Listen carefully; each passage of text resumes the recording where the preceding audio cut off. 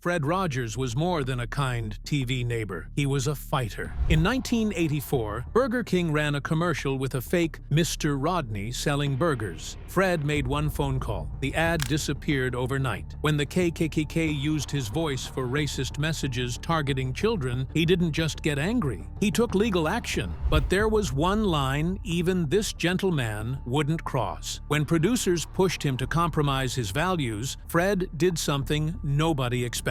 Let's get into the full story. Fred Rogers was born on March 20th, 1928, in Latrobe, Pennsylvania. His family was wealthy. His father was a businessman, and they lived in a big brick house with everything a child could want: books, toys, music. But Fred didn't feel lucky. He had health problems and was kept inside most of the time. While other kids played outside, Fred stayed in, watching from the window. Even with all the comfort around him, he felt alone. That loneliness shaped him. It gave him a heart that could feel what others felt. Later in life, he used that feeling to help children feel seen and loved. As a child, Fred was often sick. He had asthma and had to stay home for weeks. His mother tried to make things better. She sewed him puppets and played piano with him, but the days were long and the loneliness didn't go away. He also gained weight and was shy. He didn't talk much in class. He didn't have many friends, but he watched people. He noticed their emotions, their sadness, their happiness, their fears. That quiet skill would later help him talk to millions of children in a way they truly understood.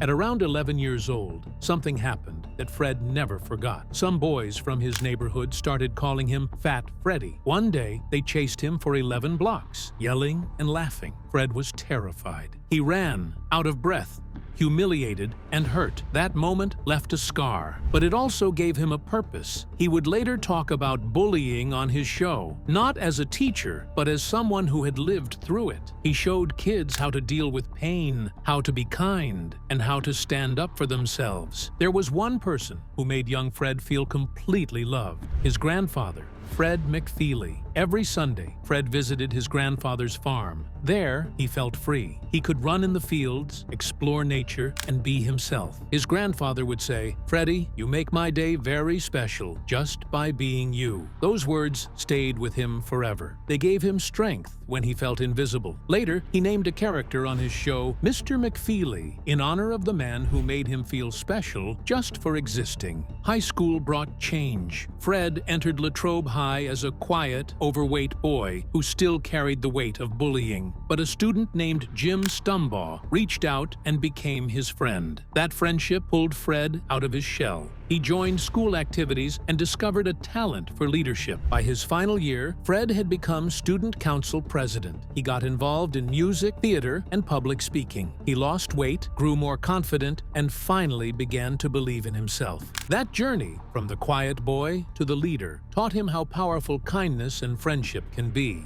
In 1946, Fred started college at Dartmouth, but after a year, he transferred to Rollins College in Florida. That choice changed everything. At Rollins, Fred found music. He studied it deeply and composed over 200 pieces. He graduated magna cum laude in 1951 with a degree in music composition. His senior thesis was a piano sonata. That music didn't stay in the classroom. It would later fill the hearts of children through his show. His gentle songs became tools to help kids understand feelings, fears, and love. That same year, Fred went home to visit and saw a television for the first time. The show he watched was full of slapstick and pies and faces. He didn't laugh. He was disturbed. He thought, this could be something beautiful. Why is it being wasted? That moment hit him hard. It wasn't just a passing thought. It was a life-changing realization. Right then, he decided to go into television, not to be famous, but to use it to help children. That one black and white screen showed him the power of media and its potential for good. Fred moved to New York in 1951 and started working at NBC. He worked behind the scenes on big shows like Your Hit Parade and The Voice of Firestone. He helped with props, set changes, and live production.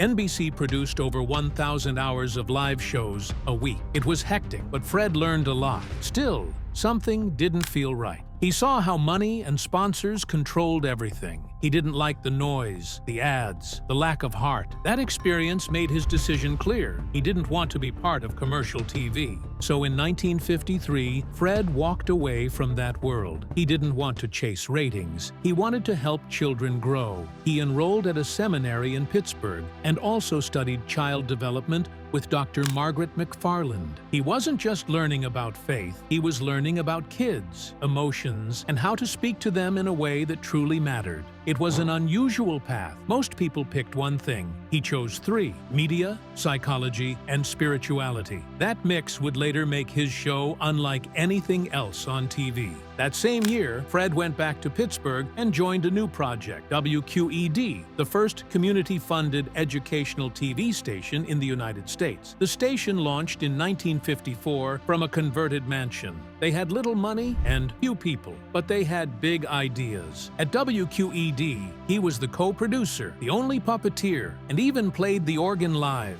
This wasn't some big-budget production. It was just Fred, quietly working behind the scenes, creating something magical. He invented a family of puppet characters: Daniel Striped Tiger, King Friday the 13th, Queen Sarah Saturday, X the Owl, Henrietta Pussycat, and Lady Elaine Fairchild. Many of them were named after real people in his life: his wife, his co-workers, his friends. The show was supposed to be simple, just a way to introduce short children's films. But Rogers turned it into something much bigger. He built full storylines and gave every puppet a personality. The result? The Children's Corner won the 1955 Sylvania Award for Best Locally Produced Children's Show. It even aired nationally on NBC. Yet, Fred didn't want the spotlight. He let the puppets and the music do the talking. At the same time, Rogers took on something most people wouldn't dare. He went to seminary. In 1955, he started studying at Pittsburgh Theological Seminary while still working full-time at WQED. He didn't quit his day job. Instead, he squeezed in classes during his lunch breaks. This double life lasted for 8 long years. He'd run from the studio to the seminary and back, sometimes without even changing out of his work clothes. On top of that, he and co-host Josie Carey traveled to New York for weekly live shows. Still, he kept up with his studies. His goal wasn't to become a preacher. He didn't want a pulpit. What he wanted was to use television to lift up children's hearts and minds. That's why, when he finally graduated in 1963, he didn't head for a church. He stayed in the studio. But something extraordinary happened that same year. Fred Rogers was ordained as a Presbyterian minister. Not to lead a congregation, but to serve children through television. It was a first-of-its-kind ordination. The church saw what he was doing and realized he didn't need 4 walls and pews. He had a camera, and through that camera, he reached millions. Every song, every puppet scene, every moment was his way of sharing a message of love, acceptance, and emotional honesty. Then came a turning point most people forget. In 1963, Rogers went to Canada. There, at the Canadian Broadcasting Corporation, he created Mr. Rogers, a 15-minute show that ran for 337 episodes. For the first time, Fred appeared on camera. Until then, he had stayed behind the scenes, but CBC executive Fred Rainsbury convinced him to step into the spotlight. It wasn't easy. Rogers was shy and unsure, but this Canadian version was where everything changed. He developed his gentle style, spoke directly to kids, and began building what would later become the neighborhood of make-believe. That early show in Canada helped shape the calm, caring Mr. Rogers the world would later know. When Fred Rogers came back to Pittsburgh in 1966, he didn't just return home, he brought something big with him. After a few years in Canada, where he had created an early version of his children's show, he bought back the rights and started fresh at WQED, a local public TV station. He took parts from his earlier show, like the neighborhood of make-believe, and blended them with new ideas that focused more on real-life moments. At first, it aired only in Pittsburgh, but then the Sears Roebuck Foundation gave it funding. That changed everything. On February 19th, 1968, Mr. Rogers' Neighborhood went nationwide on net, which later became PBS. This wasn't just another kids' show. Most children's TV back then was loud, fast, and filled with slapstick. Rogers did the opposite. He slowed things down. He created a space that felt calm and safe. And by the early 1970s, that quiet little show had become a household name. It ran for over 30 years and nearly 1,000 episodes. But the numbers alone don't tell the whole story. story. From the moment the show began each day, Rogers set a tone. He walked through the door, sang his theme song, changed into a cardigan and sneakers. It became a ritual, and it wasn't random. He did it to help children feel comfortable. The sweaters were special too. His mother had knitted each one by hand until she passed in 1981.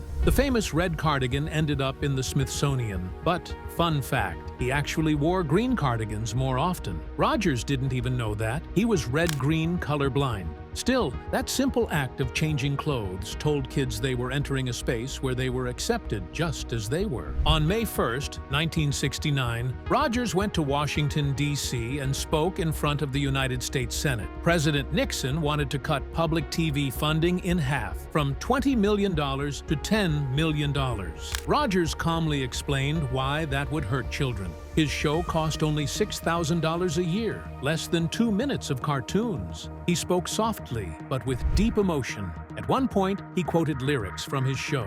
The senator listening, John Pastore, had a reputation for being tough. But by the end, he said, "Looks like you just earned the $20 million.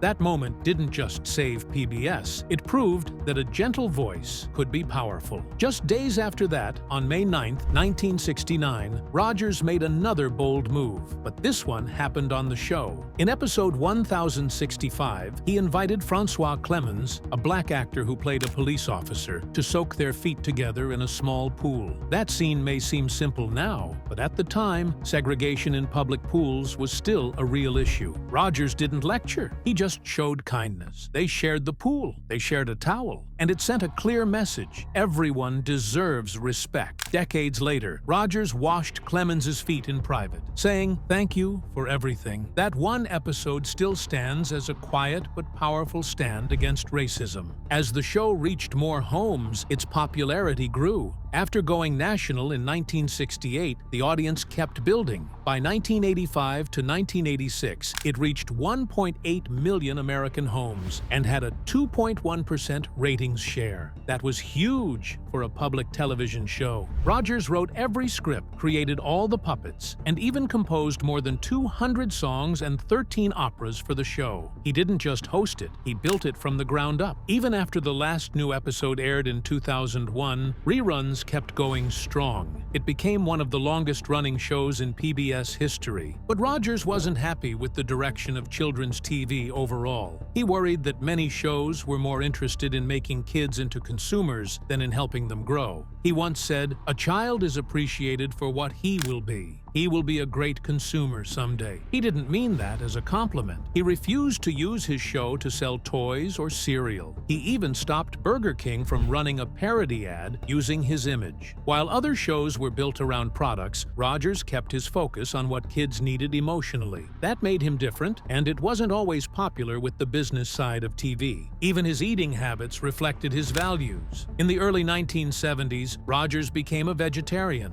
He said, "I don't want to eat anything that has a mother." He believed in kindness to animals, not just people. Inspired by a book called Diet for a Small Planet, he saw vegetarianism as a way to show love and respect to all living beings. On his show, he never showed people eating meat. If a scene took place in a restaurant, there were no burgers or fish on screen. He even wrote a song protesting the practice of dyeing baby chicks for Easter. That empathy was at the core of who he was. Rogers also did something most children's TV hosts wouldn't dare. He talked about tough subjects. Just 2 days after Robert F. Kennedy was assassinated in June 1968, he aired a special episode to help children understand what happened. The puppet, Daniel Striped Tiger, asked, "What does assassination mean?" Rogers didn't dodge the question. He explained it simply and honestly. Over the years, he tackled topics like war, death, divorce, and racism. From the very first week of the show, he was helping children make sense of a complicated world. He believed that talking about scary things made them less scary. At the center of everything was his belief in emotions. He told children that all feelings were okay, even anger and fear. "Whatever is mentionable can be more manageable," he said. He worked closely with child psychologists to make sure the show matched real concerns kids face. least. He didn't just tell them they were special. He showed them how to handle big emotions.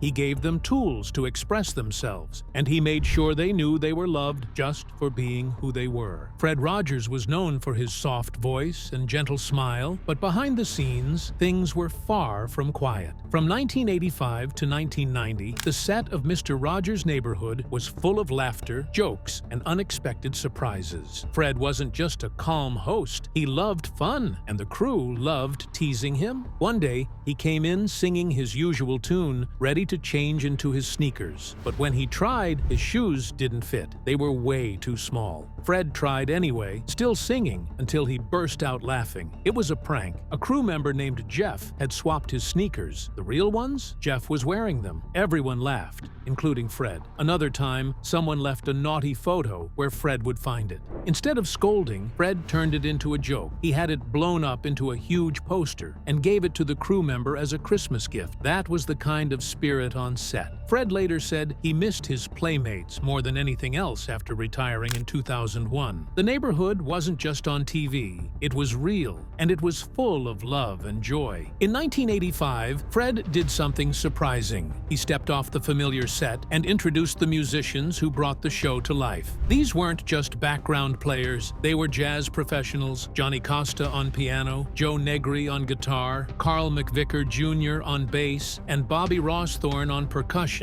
They didn't play simple tunes, they played real jazz, live, every episode. Johnny Costa didn't even use a script. He just watched Fred and followed the moment. It made the show feel real. When Fred introduced them on camera, he didn't just say names. He showed kids how each musician added to the magic. It was rare to see such honesty on children's TV, but Fred believed kids deserved to know who made the show special. It was his way of saying, every person matters. Fred Rogers was also a minister, but if you watched his show, you might never know. He didn't preach, he didn't mention God, yet his whole message came from faith, love, kindness, listening, patience. He believed his TV show was his ministry. Public TV rules meant he had to keep it secular, but Fred found a way to weave his beliefs into every episode. He talked about hard things: death, divorce, racism, not with fear, but with care. He showed respect to every child, every guest. That was his way of living his faith, and millions felt it, even if they never saw the cross he quietly carried in his heart. Some people are surprised to learn Fred Rogers was a lifelong Republican. That seems to clash with his message of love and acceptance. But Fred didn't care about party lines. He cared about people. He fought for public TV. He believed in helping the vulnerable. In later years, conservative media attacked him. They said he made kids feel too special. But Fred didn't stop. His wife, Joanne, later said that Trump's values were the opposite of Fred's. If Fred had lived longer, he might have changed parties. But in the end, his actions said more than his voter registration. He showed that compassion can come from any side. One of the closest friendships Fred had was with Francois Clemens, the actor who played Officer Clemens. Fred cast him in 1968, making him the first black man with a recurring role on American children's TV. They were close, like family. But there was a painful chapter. When Fred learned Francois was gay, he asked him to hide it.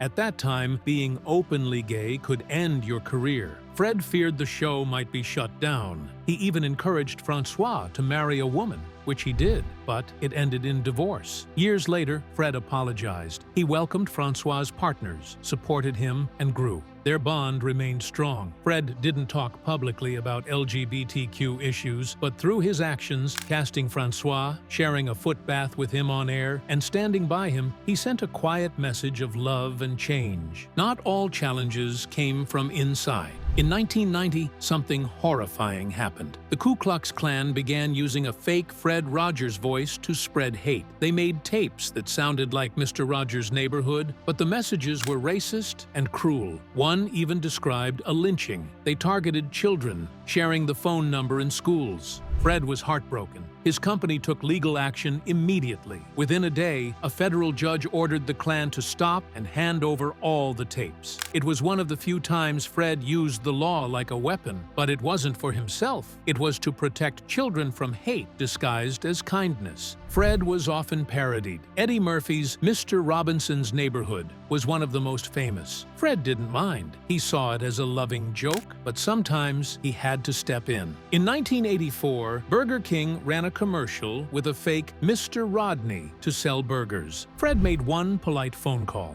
The ad disappeared. That's all it took. But when someone crossed the line, like putting a gun in his hand on a t-shirt, Fred didn't hesitate to sue. He didn't care about being mocked. He cared about trust. Children trusted him. That meant everything. Fred Rogers didn't just preach love and kindness, he lived it. For 49 years, he was married to Joanne Bird Rogers, a pianist and educator he met at Rollins College. He proposed in 1952 with a handwritten letter. Joanne was so excited, she lost the letter while running to call and say, "Yes, yes, yes." Their love story was quiet, but deep. It wasn't about flashy moments. It was about respect, trust, and shared values. They raised two sons, James, born in 1959, and John, born in 1961. Both occasionally appeared on Mr. Rogers' Neighborhood, and both said the same thing. Their father was exactly the man people saw on screen. Joanne stayed by his side through every season of life. She was his anchor. Fred often said she helped him see clearly when things got hard. When Joanne passed away in 2021, at age 92,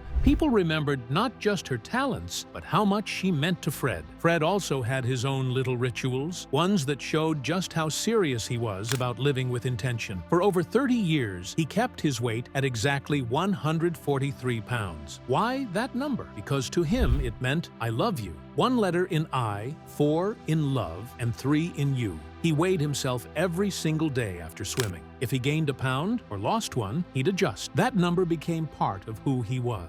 So much so that Pennsylvania made the 143rd day of the year 143 Day in honor of his message of love. Fred's routine didn't stop at the scale. He got up before dawn, swam laps, prayed, read the Bible, took a nap, and went to bed by 9:30. He didn't smoke or drink. He even avoided caffeine, drinking a coffee substitute called Postum instead. His one guilty pleasure? A splash of Kahlua over ice cream. That was it. He even avoided meat, famously saying, "I don't eat anything that has a mother." In a world full of TV stars known for wild habits, Fred was a calm, quiet rebel, choosing self-control over self-indulgence. His final episode aired on August 31st, 2001. Just 11 days later, the world changed forever with the 9/11 attacks. Fred had already said goodbye after 33 years and 895 episodes, but when the tragedy struck, people needed him again. So he came back, briefly, to record special public messages. His advice to look for the helpers brought comfort in a moment of chaos. He didn't just help kids. He helped the whole country breathe again. Fred had planned the end of Mr. Rogers' Neighborhood carefully. The final week of shows focused on the arts, one of his favorite topics. Every goodbye in those last episodes was intentional. Even Lady Elaine, the mischief maker puppet, gave everyone a prize in an art contest. And Fred, with his calm voice, said one last time, "You always make each day a special day. You know how, by just your being you." He knew he wouldn't be around forever, so he prepared for that too. He worked with psychologists to help parents talk to children about death and grief. He believed honesty was better than sugarcoating hard truths. He wanted children to know that it was okay to be sad, that it was okay to ask questions. He even said it was fine to answer those questions with, "No one knows for sure, but I believe." Then came the hardest goodbye. In late 2002, Fred started having stomach pain. It didn't go away. When doctors finally looked inside, they found cancer. It had already spread. Still, Fred kept going. He was the Grand Marshal at the Rose Parade on January 1st, 2003, his last public appearance. Soon after, doctors removed his stomach. He stayed in the hospital for 10 days. When he got home, the first thing he did was play the piano. Just weeks later, on February 27, 2003, one day after his grandson's birthday, Fred Rogers passed away at home in Pittsburgh. He was surrounded by family. It had only been 2 months since his diagnosis. The country mourned, but Fred left more than memories. He left a way of life, a quiet code, a belief that every person is special, and that kindness, even in small doses, can change the world.